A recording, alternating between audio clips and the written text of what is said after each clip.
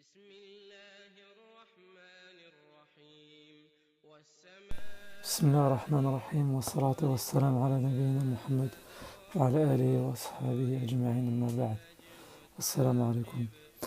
Donc Inch'Allah Ta'ala, nous continuons la lecture de Sifatou Safwa et j'ai sélectionné certains récits donc, qui font mention de la mort du prophète alayhi salatu wassalam, donc rapporté par Ibn al-Jawzi. Donc il nous dit, donc Faslun, le chapitre, mention de sa mort, donc la mort de notre prophète alayhi salatu wassalam. Donc il a dit, le prophète sallallahu alayhi wa sallam commença à avoir des maux de tête dans la maison de Aïcha. Celle-ci dit, le messager d'Allah entra chez moi le jour où il tomba malade et m'entendit dire « Oh ma tête !» Il me dit « C'est moi qui devrais plutôt dire « Oh ma tête !» Ensuite la situation s'aggrava dans la maison de Maïmouna et il demanda à ses épouses l'autorisation d'être alitées dans la maison de Aïcha, ce qu'elles acceptèrent. La durée de son alitement fut de 12 ou de 14 jours selon une autre version. Ubaydillah ibn Abdullah a dit, je suis entré chez Aïcha et je lui ai dit, veux-tu me parler de la maladie du messager d'Allah? Oui, m'a-t-elle répondu. Après avoir été accablé par la maladie, le prophète sallallahu alayhi wa sallam nous a demandé, les gens ont-ils prié? Non, messager d'Allah, lui avons-nous répondu, et ils attendent que tu viennes à eux. Versez-moi de l'eau dans un ustensile, nous dit-il. Nous fîmes ce qu'il nous demanda. Après avoir fait ses ablutions, il s'apprêta à sortir. Lorsqu'il perdit connaissance, il reprit ensuite connaissance et nous demanda une nouvelle fois, les gens ont-ils prié?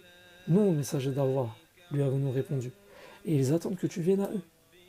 Versez-moi de l'eau dans cet ustensile, nous dit-il.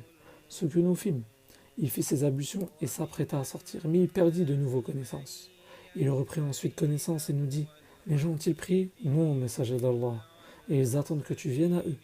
Versez-moi de l'eau dans cet ustensile, nous dit-il. Ce que nous fîmes encore une fois. Il fit ses ablutions et s'apprêta à sortir. Lorsqu'il perdit encore connaissance, après avoir repris ses sens, il nous dit, les gens ont-ils prié? Non, messager d'Allah, lui avons-nous répondu. Et ils t'attendent. Les fidèles se trouvaient à ce moment-là dans la mosquée et attendaient la venue du messager d'Allah sallallahu alayhi wa sallam pour accomplir la prière de la nuit. Le messager d'Allah envoya alors dire à Abu Bakr de diriger la prière des gens. Un émissaire alla voir Abu Bakr et lui transmit les instructions du prophète. Comme Abu Bakr était un homme très sensible, il demanda à Omar d'accomplir cette tâche à sa place. Mais Omar lui répondit, tu es plus en droit d'accomplir cette tâche. Ce fut donc Abu Bakr qui dirigea la prière collective durant ces jours. Par la suite, comme le messager d'Allah sallallahu alayhi wa sallam ressentit un certain soulagement, il sortit de chez lui, appuyé sur deux hommes, dont l'un d'eux était Al-Abbas, pour accomplir la prière du début d'après-midi. À ce moment-là, Abu Bakr était en train de diriger la prière collective. En le voyant, il s'apprêta à lui laisser la place, mais le prophète lui fit signe de poursuivre. Il dit aux deux hommes qui le soutenaient de le faire asseoir à ses côtés. Il s'assit donc à côté d'Abu Bakr, qui continue à diriger la prière debout. Ubaydillah ibn Abdullah continue. Je suis entré chez Ibn Abbas en lui disant, veux-tu que je te répète ce que m'a raconté Aïcha sur la mort du prophète? Oui, m'a-t-il répondu. Je lui répétais donc le récit de Aïcha, et il n'en contesta rien, sauf qu'il me dit, t'a-t-elle nommé l'homme qui soutenait le prophète avec l'Abbas? Non, lui répondis-je. Il s'agit de Ali, me dit-il, rapporté dans les deux Sahih, Bukhari wa Muslim. De son côté, Ibn Habib al-Hashimi a dit, Abu Bakr a dirigé la prière des gens durant la maladie du prophète, en accomplissant l'équivalent de 17 prières. On a dit aussi qu'il a dirigé pendant 3 jours. En outre, Anas ibn Malik al-Ansari rapporte qu'Abu Bakr dirigeait la prière des fidèles pendant la maladie dont le prophète mourut. Un lundi, tandis que les musulmans étaient alignés pour la prière, le prophète tira le rideau de sa chambre et se mit à nous regarder, debout, le visage étincelant, comme la page d'un livre. Ensuite, il se mit à sourire, ce qui nous remplit de joie en le voyant dans cet état. Alors Abu Bakr fit un pas en arrière pour lui laisser la place, croyant qu'il venait pour prier, mais le prophète lui fit signe de la main de poursuivre la prière. avant de baisser le rideau et de rentrer chez lui. Ce fut ce jour-là qu'il mourut. Rapporté dans Sahihain al-Bukhari wa Muslim. En outre, Aïcha radhiyallahu anha a dit: le messager d'Allah sallallahu alayhi wa sallam avait l'habitude de faire cette invocation: fais disparaître la maladie, ô Seigneur des hommes, guéris-moi, car tu es celui qui guérit, et seul ton remède peut guérir. Guéris-moi d'une guérison qui ne laisse aucune maladie. Le jour où la maladie l'accabla, j'ai pris sa main et je me suis mise à la faire passer sur ma main. Mais il la retira et dit: Seigneur, pardonne-moi et fais-moi rejoindre le compagnon très haut. Ce furent là les dernières paroles que je l'entendis dire, rapportées dans les deux sahih. Aïcha radhiyallahu anha a dit: le messager d'Allah sallallahu alayhi wa sallam est mort chez moi durant le jour qui m'était consacré et sa tête appuyée entre ma gorge et mon poumon, alors qu'il était alité. Abdurrahman ibn Abi Bakr est rentré, tenant dans sa main un bâton de siwak. Le prophète regarda ce bâton, et je sentis qu'il voulait l'avoir. Je le pris donc, le mâchai, le nettoyai et le parfumai. Puis je le lui donnai.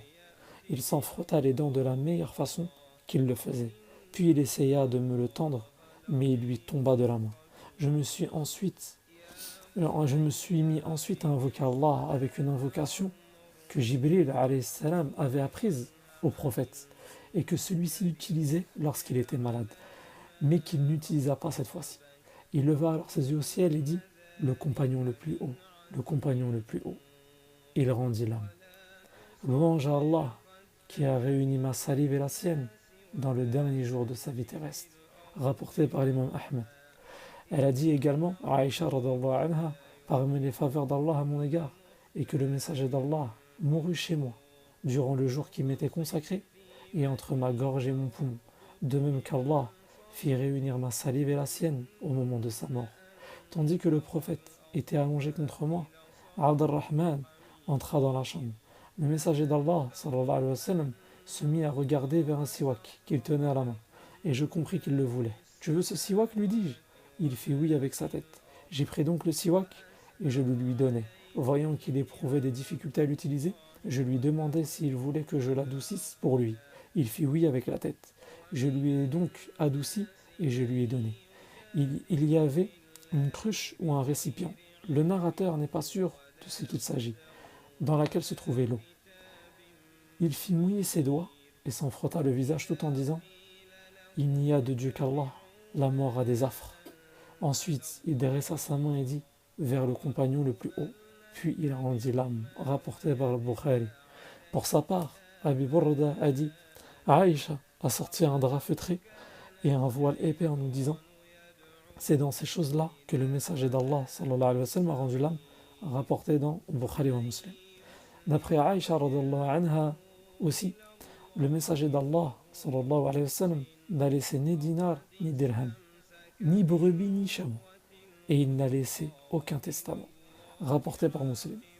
Abu Hurayra radhiyallahu anhu a rapporté de son côté que Jibril alayhi salam rendit visite au prophète sallallahu alayhi wa sallam lors de sa maladie et lui dit: Allah le Très-Haut t'adresse son salut et te demande comment tu vas. Je suis souffrant, ô ange fidèle d'Allah. Le lendemain, il revint le voir et lui dit la même chose, et le prophète lui répondit de la même manière que la veille. Le surlendemain, il revint le voir, accompagné de l'ange de la mort, et lui dit: ô Muhammad, Allah t'adresse son salut et te demande comment tu vas. Je suis souffrant, ô ange fidèle d'Allah, avant d'ajouter: qui est avec toi? C'est l'ange de la mort. Ce sera ma dernière visite à ce bas monde, et ce sera ton dernier jour sur cette terre. Je ne m'affligerai plus pour aucun des enfants d'Adam après toi, et je ne descendrai plus sur cette terre vers quiconque après toi. Le prophète sallallahu alayhi wa sallam commença alors à entrer en agonie, et il avait devant lui un récipient d'eau où il mouillait sa main et se la passait sur son visage en disant: mon Dieu, assiste-moi dans l'agonie de la mort. De son côté, Ja'far ibn Muhammad a rapporté, d'après son père, que le messager d'Allah sallallahu alayhi wa sallam est mort un lundi et fut enterré la nuit du mardi. Abu Bakr informe les compagnons de la mort du messager d'Allah sallallahu alayhi wa sallam. Donc voici un chapitre court que je viens de noter, que je viens de lire, qui est Abu Bakr informe les compagnons de la mort du messager d'Allah sallallahu alayhi wa sallam. D'après Aïcha radiallahu anha, Abu Bakr radiallahu anhu est arrivé sur son cheval de sa demeure à Sanouh, et il est entré dans la mosquée sans parler à quiconque jusqu'à ce qu'il entre chez elle. Il alla voir le prophète sallallahu alayhi wa sallam qui était enveloppé d'un vêtement yéménite, lui découvrit le visage, puis l'enlaça et l'embrassa en pleurant et en disant « Ô toi, qui m'es plus cher que mon père et ma mère, par Allah, jamais Allah ne te fera subir les affres de deux morts. Quant à la mort qui t'était prescrite, tu viens de la subir. » Ibn Shihab a dit « Abu Salma m'a rapporté d'après Abdallah ibn Abbas qu'Abu Bakr radiallahu anhu et Omar radiallahu anhuma sont sortis pour s'adresser aux gens et les informer de la mort du messager d'Allah sallallahu alayhi wa sallam. Abu Bakr ordonna à Omar radiallahu anhu de s'asseoir, mais ce dernier refusa de le faire. Les gens laissèrent Omar et se tournèrent vers Abu Bakr. Celui-ci leur dit « Celui parmi vous qui adorait Mohammed, qu'il sache que Mohammed est mort. Et celui parmi vous qui adore Allah, qu'il sache qu'Allah ne meurt pas. » Allah a dit, Surat 3, verset 144, Mohammed n'est qu'un messager.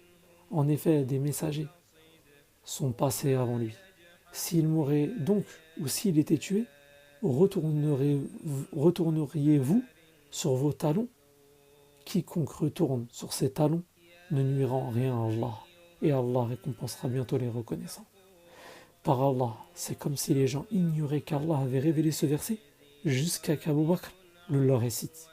Tous les gens se mirent alors à répéter ce verset.